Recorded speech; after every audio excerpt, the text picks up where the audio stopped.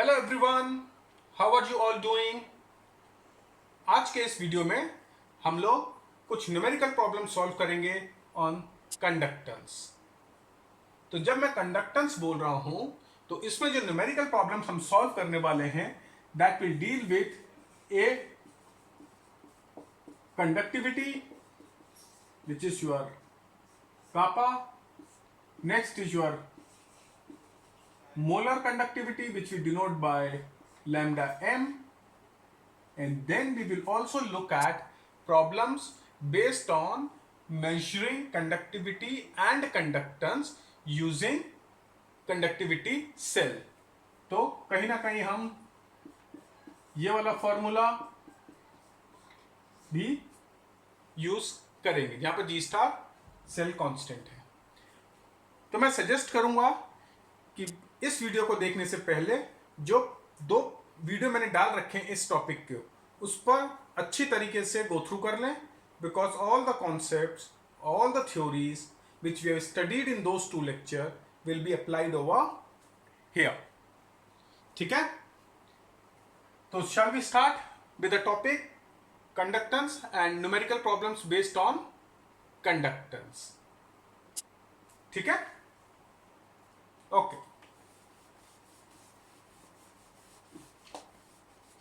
तो हम बहुत ही सिंपल प्रॉब्लम से स्टार्ट करेंगे so that you are able to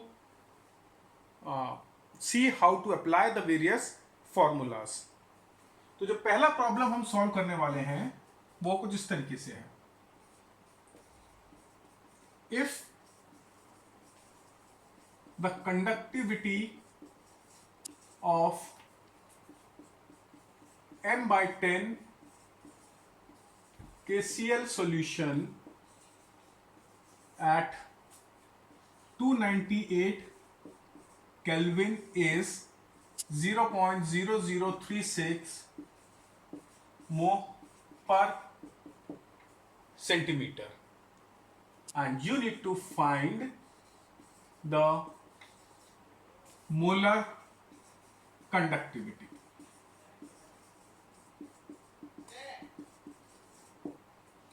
clear है? तो आपको क्या दिया हुआ इस प्रॉब्लम में? आपको कंडक्टिविटी दी हुई है किस चीज की? m/10 KCl सॉल्यूशन, और कंडक्टिविटी कितनी है? 0.0036 मोह पर सेंटीमीटर, और हमें निकालना है मोलर कंडक्टिविटी।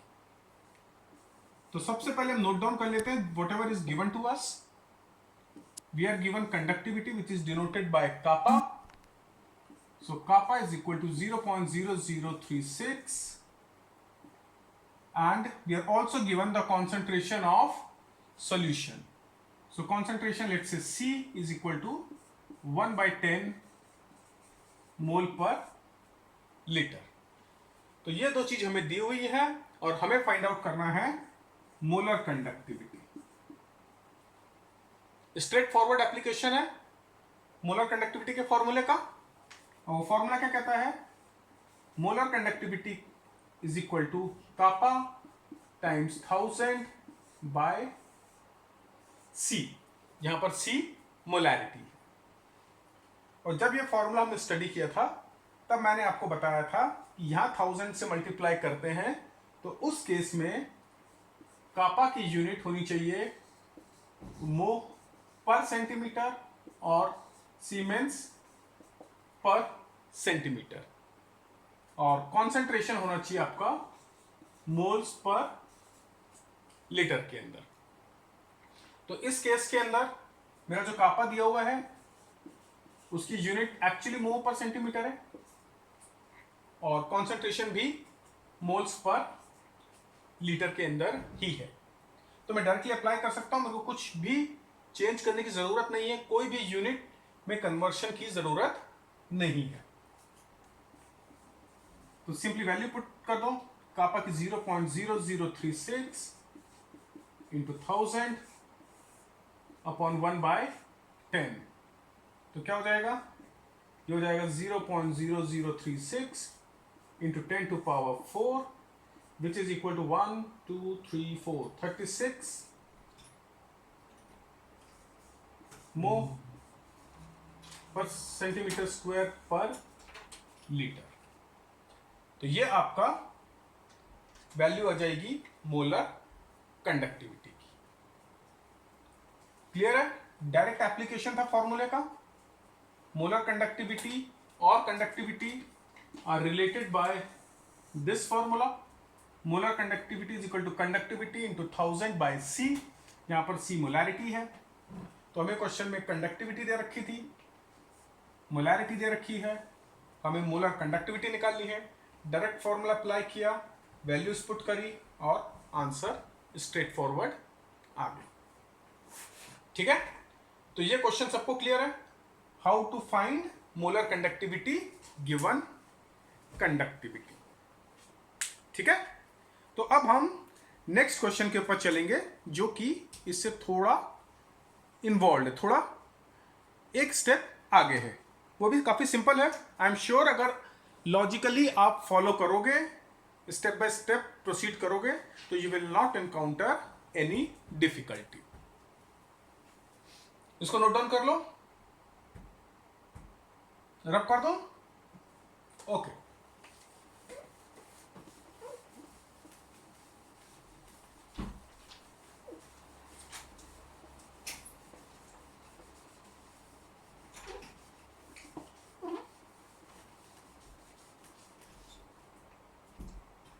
तो जो हमारा नेक्स्ट क्वेश्चन है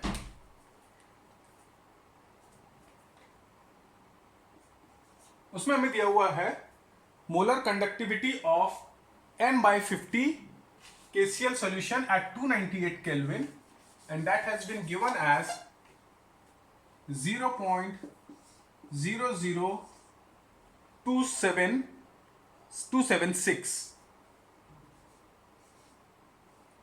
यह हमें कंडक्टिविटी दी हुई है और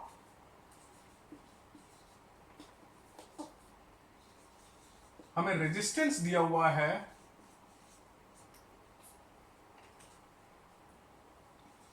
कंडक्टिविटी सेल का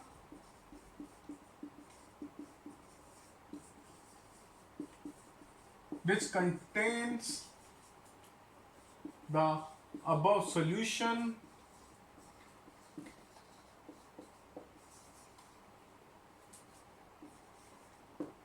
और उसका रेजिस्टेंस हमें दिया हुआ है 100 ओम। और हमें फाइंड क्या करना है? हमें फाइंड करना है ए सेल कांस्टेंट और सेकेंड मोलर कंडक्टिविटी। ठीक है? तो एक बार क्वेश्चन ध्यान से पढ़ लो। If the conductivity of m/50 KCl solution at 298 Kelvin is 0.00276 mho per centimeter and resistance of conductivity cell containing the above solution is 100 ohm. Find cell constant and molar conductivity. ठीक है? तो देखो, ध्यान से देखो, मैंने आपको बताया था किसी भी सॉल्यूशन की कंडक्टिविटी पता करने के लिए हम कंडक्टिविटी सेल यूज करते हैं और उस कंडक्टिविटी सेल के अंदर हम ये वाला सॉल्यूशन ले लेंगे और फिर उसको व्हीटस्टोन ब्रिज में कनेक्ट करेंगे और उसका रेजिस्टेंस मेजर कर लेते हैं। एक बार रेजिस्टेंस मेजर कर लिया, using that we can find conductance conductivity provided we are given cell constant. But यहां पर क्वेश्चन में क्या है, यहां पर हमें कंडक्टिविटी ऑलरेडी दी हुई है और हमें सेल कांस्टेंट निकालना है। तो let's see how we will proceed. तो सबसे पहले हम लिखेंगे जो हमें दिया हुआ है। क्या दिया हुआ है? कंडक्टिविटी कितना? 0.00276, राइट? और फिर मेरे को रेजिस्टेंस दिया हुआ है इसका विच इज 100 ओम और मुझे निकालना है सेल कांस्टेंट यानी G स्टार। ठीक है? अब सेल कांस्टेंट के लिए फॉर्मूला क्या था? यह फॉर्मूला हमने पढ़ा था लास्ट क्लास में।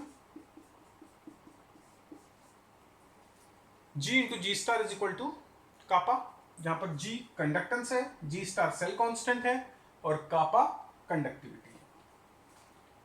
और हमने ये भी रीड किया है कि conductance is equal to reciprocal of resistance. तो रेजिस्टेंस हमें कितना दिया हुआ है 100 ओम, तो कंडक्टेंस कितना हो जाएगा 1/100 which is equal to 10 to power -2, right. ये हो जाएगा 10 टू पावर -2 मो। क्लियर इतना। अब क्या करना है, हमें जी स्टार निकालना है, तो हम जी और कापा की वैल्यू इस इक्वेशन में पुट कर देते हैं। तो ये हो गया 10 to power -2 into G star is equal to kappa which is equal to, इसको क्या लिख सकते हैं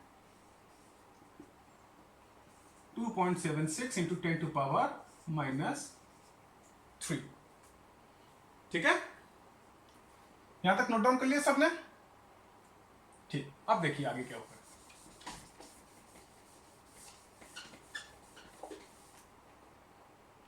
तो जी स्टार कितना हो जाएगा फिर 2.76 into 10 to power -3 upon 10 to power -2 which is equal to 2.76 into 10 to power -1 which is equal to 0.276। तो ये आपकी वैल्यू आ गई सेल कांस्टेंट की, और यूनिट क्या होती है इसकी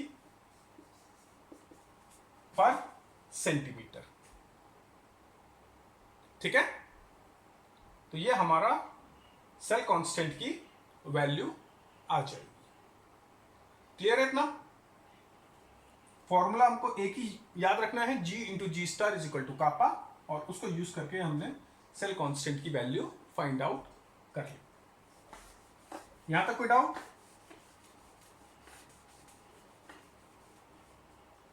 ठीक है, अब part two similar to question number 1 which we did. Conductivity दी है हमें, मोलर कंडक्टिविटी निकालनी है। स्ट्रेट फॉरवर्ड फॉर्मूला,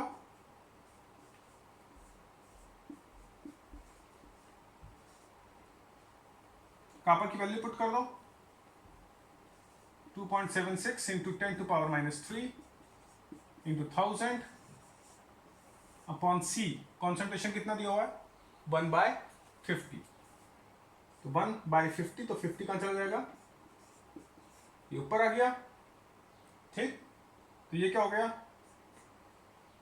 ये कैंसिल हो जाएंगे, तो बचेगा 2.76 into 50 which is equal to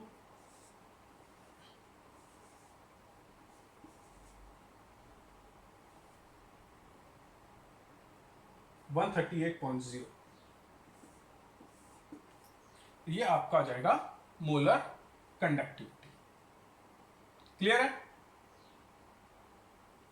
कोई डाउट इसके अंदर? ठीक,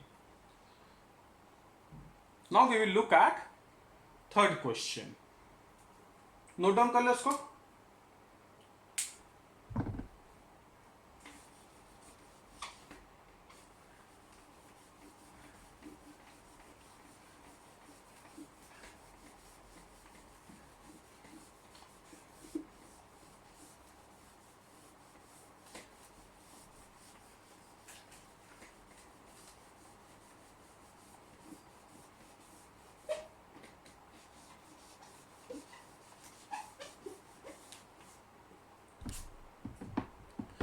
तो अब हमारा नेक्स्ट क्वेश्चन है, हमें दिया हुआ है the resistance of a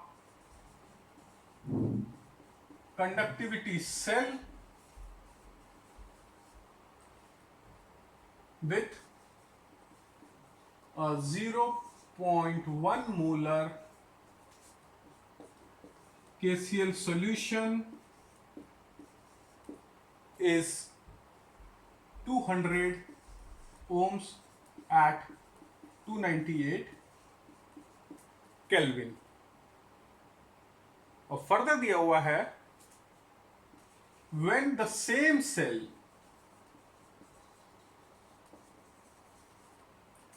is filled with 0.2 molar NaCl solution at same temperature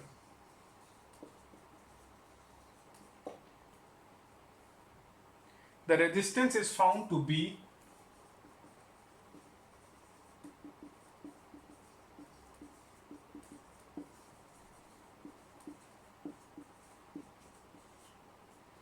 1100 ohms.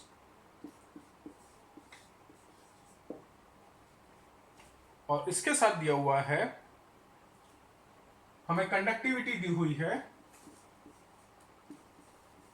KCl solution की एट 0.1 मोलर कॉन्सेंट्रेशन, और वो दिया हुआ है हमें एज 1.29 सीमेंस पर सेंटीमीटर. और similar to last question, we need to find A cell constant and B molar conductivity. Question को ध्यान से पढ़ो. क्या दिया हुआ है? Resistance of a conductivity cell which contains 0.1 molar KCl solution is 200 ohms. और जब उसी सेल के अंदर हमने 0.2 मोलर NaCl सॉल्यूशन भर दिया तो उसका resistance is found to be 1100 ohms. और हमें कंडक्टिविटी दी हुई है 0.1 मोलर KCl सॉल्यूशन की. हमें फाइंड करना है सेल कांस्टेंट और मोलर कंडक्टिविटी. ठीक है, तो सेल कांस्टेंट कैसे फाइंड करते हैं? ये फॉर्मूला होता है G into G star is equal to kappa. Confuse नहीं करो. G into G star is equal to kappa. तो अगर हम फर्स्ट केस देखें, केस 1 जिसमें KCl सॉल्यूशन फिल किया था हमने कंडक्टिविटी सेल में, तो उस केस में हमें रेजिस्टेंस मिला था 200 ohms, यानी कंडक्टेंस कितना हो जाएगा 1/R which is equal to 1/200. ठीक है, और 0.1 मोलर KCl सॉल्यूशन के लिए हमें कंडक्टिविटी भी दी हुई है.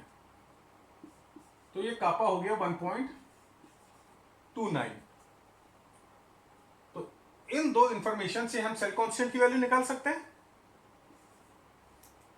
तो सेल कांस्टेंट हो जाएगा kappa upon G which is equal to 1.29 upon G. G की वैल्यू है 1/200, तो which is equal to 1.29 into 200 which is equal to 258. ठीक है, तो ये जी स्टार की वैल्यू आ गई. ये तो सिंपल स्ट्रेट फॉरवर्ड, जैसे लास्ट क्वेश्चन था वैसे ही इस क्वेश्चन में हमने सेल कांस्टेंट की वैल्यू निकाली है. अब जो सेकंड पार्ट है क्वेश्चन का, उसमें हमें निकालना है मोलर कंडक्टिविटी. और ये मोलर कंडक्टिविटी हमें निकालनी है NaCl के लिए. KCl के लिए तो स्ट्रेट फॉरवर्ड है. अगर मेरे को KCl के लिए निकालनी होती मोलर कंडक्टिविटी तो मैं कैसे निकाल देता? Kappa into 1000 upon C. कापा की वैल्यू 1.29 इंटू 1000 और C हो गया 0.1. तो इस तरीके से मैं KCl की मोलर कंडक्टिविटी तो स्ट्रेट फॉरवर्ड तरीके से निकाल सकता हूं. बट यहां पर मुझे निकालनी है मोलर कंडक्टिविटी ऑफ NaCl. और मोलर कंडक्टिविटी ऑफ NaCl के लिए फॉर्मूला तो सेम लगेगा, लेकिन मुझे ये कंडक्टिविटी नहीं पता. मुझे NaCl की कंडक्टिविटी नहीं दी हुई है. तो पहले स्टेप में मुझे NaCl की कंडक्टिविटी फाइंड आउट करनी होगी. तो वो फाइंड आउट कैसे करूंगा मैं? Again I will use the formula G into G star is equal to kappa. तो जब मैं G into G star is equal to kappa कर रहा हूं तो सेल तो मेरा कंडक्टिविटी सेल तो सेम है, वो तो चेंज नहीं हुआ. और हमने पढ़ा था किसी भी कंडक्टिविटी सेल के लिए सेल कांस्टेंट सेम रहेगा, वो चेंज नहीं होगा. तो सेल कांस्टेंट की जो वैल्यू मैंने यहां पर फाइंड आउट करी है वो वैल्यू इसके लिए भी होल्ड करेगी.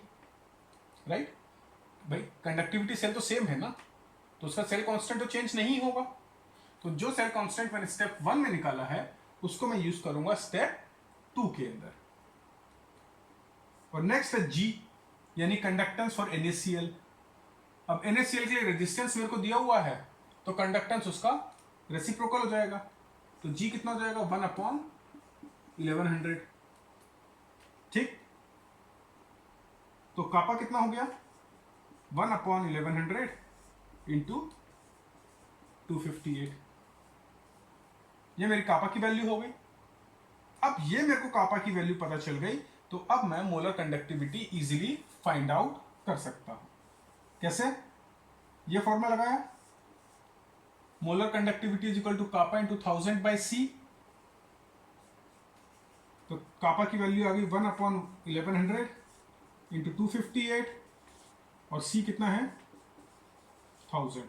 तो ये 0 से 0 कैंसिल आउट हो जाएगा, बचेगा 2580/11, और उसको मैं सॉल्व करता हूं तो मेरा आंसर आ जाना चाहिए 234.5। क्लियर है। देखो, इस क्वेश्चन को समझने के लिए बेसिक कॉन्सेप्ट याद रखो कि कोई भी कंडक्टिविटी सेल हो, उसका सेल कांस्टेंट हमेशा सेम रहेगा, भले ही हम उसमें कोई भी सॉल्यूशन यूज करें। तो काफी क्वेश्चंस ऐसे आते हैं जिसमें हमें दो डिफरेंट सॉल्यूशंस दिए होंगे। हो सकता है फर्स्ट सॉल्यूशन की जो इंफॉर्मेशन दी हुई है उसको यूज करके हमें सेल कांस्टेंट फाइंड करना पड़ेगा, और फिर उस सेल कांस्टेंट को मैं सेकंड पार्ट में यूज करके कंडक्टिविटी फाइंड कर सकता हूं। ठीक है, तो यहां पर भी यही था कि 0.1 मोलर KCl की मेरे को कंडक्टिविटी दी हुई थी और उसका रेजिस्टेंस दिया हुआ था, तो उससे मैंने सेल कांस्टेंट निकाल लिया। वो सेल कांस्टेंट मैंने NaCl वाले केस में यूज किया और पहले कंडक्टिविटी निकाली, और फिर उस कंडक्टिविटी को मैंने मोलर कंडक्टिविटी में कन्वर्ट कर दिया, because I had the concentration available. ठीक है, तो ये 3 क्वेश्चंस मैंने आपको करके दिखाए हैं। जो भी क्वेश्चंस है इस टॉपिक पे मोर और लेस यही कॉन्सेप्ट यूज करते हैं। तो इस क्वेश्चंस को, तीनों क्वेश्चंस को एक बार फिर अपने आप बिना देखे सॉल्व करने की कोशिश करो। अगर ये सॉल्व हो जाते हैं तो आपकी बुक में जो क्वेश्चंस दिए हुए हैं, NCERT की बुक में जो क्वेश्चंस दिए हैं उसको अटेम्प्ट करो। I hope this particular topic और numerical on conductance are clear to you. So thank you for joining, and we will meet again with a new topic. So till then, goodbye.